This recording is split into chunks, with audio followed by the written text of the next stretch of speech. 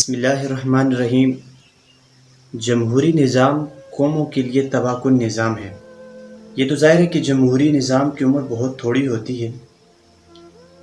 اس میں پارلیمانی ممبر وزراء ہوں یا صدر ہوں، ان کی کم از کم مدت حکومت 5 سال ہوتی ہے، اور ہمارے ملک کے اندر 2-2.5 سال کے اندر جمہوری حکومت جو ہے دم توڑ دیتی ہے۔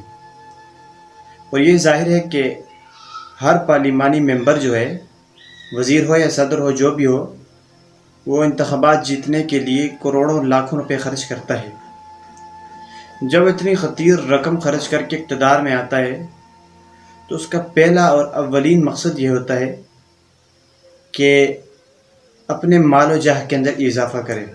ان میں سے ایسے لوگوں کا ملنا نایاب ہے جو صرف خالصتاً خدمت خلق اور اصلاحی کاموں کے لیے اٹھتے ہیں۔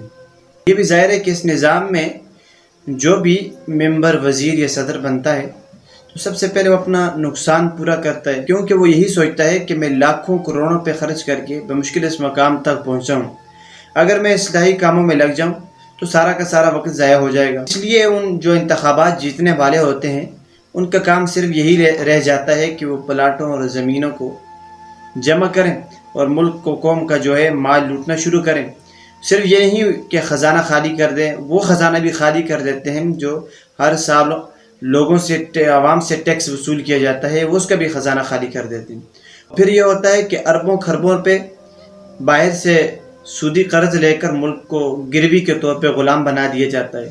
جمہوری نظام کبھی بھی مستحکم اور مستقل پائیدار اصولوں پر نہیں چلتا، اس کا ہر روز رنگ بدلتا رہتا ہے، جس کا یہ نتیجہ ہے کہ اس کے اندر کوئی بھی ممبر ایک دوسرے پر بھروسہ نہیں کرتا۔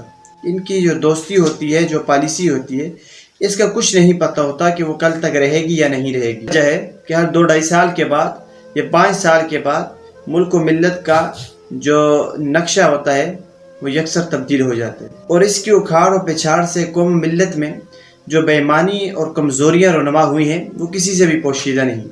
اس کے برعکس اسلامی طرز حکومت میں جو ملک کا سربراہ ہوتا ہے اس کو ہرگز یہ خطرہ لاحق نہیں ہوتا کہ ہماری حکومت 2-2.5 سال کے اندر یا 5 سال کے اندر ختم ہو جائے گی، کیونکہ اسلامی نظام کے اندر یہ ضروری نہیں کہ وہ 4-5 سال کے بعد نئے انتخابات اور نئے وزراء، نئے سربراہان کو منتخب کرے، بلکہ ان کے لیے ضروری ہوتا ہے کہ وہ عدل و انصاف اور شریعت مطہرہ پر قائم رہیں۔ یہ اگر کوئی چیز خطرہ ہوتی ہے وہ یہی ہوتی ہے کہ ان کا جو فیصلہ ہے عدل و انصاف سے ہٹ کر، شریعت مطہرہ سے ہٹ کر، یعنی شریعت مطہرہ کے خلاف نہ ہو، تاکہ وہ شرعی نقطہ نظر سے معزول نہ ہو۔ اس لیے وہ ہمیشہ عدل و انصاف اور شریعت مطہرہ کی بالادستی کے لیے کام کرتے ہیں۔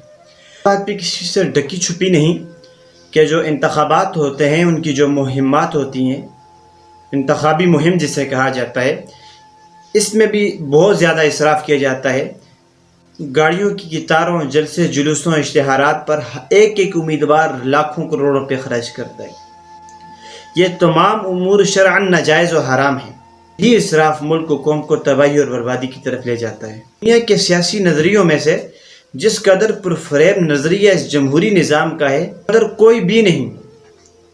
اس نے ایسا دلکش اور خوش نما نقاب اوڑھ رکھا ہے، بظاہر تو انسانوں کے لیے ایک جنت اور ایک حسین دلکش منظر نظر آتا ہے، مگر اس کا اصل چہرہ جہنم بہت گھناؤنا اور ہیبت ناک ہے۔ اس کا ظاہری چہرہ تو یہی بتا رہا ہے کہ اس نظام میں کوئی فقر و فاقہ، خوف و ہراس و غلامی کا سوال ہی پیدا نہیں ہوتا، مگر اس کا جو باطن ہے سرمایہ کاری، خود غرضی، کفر، نفاق، سنگدلی اور ظلم کی لعنت سے رچا بسا ہے۔ پوری انسانیت اس وقت اس کی کن چھری سے ذبح ہو رہی ہے، اور یہی نظام پوری انسانیت کو، بالخصوص مسلمانیت کو، بربادی کے گڑھوں کی طرف دھکیل رہا ہے۔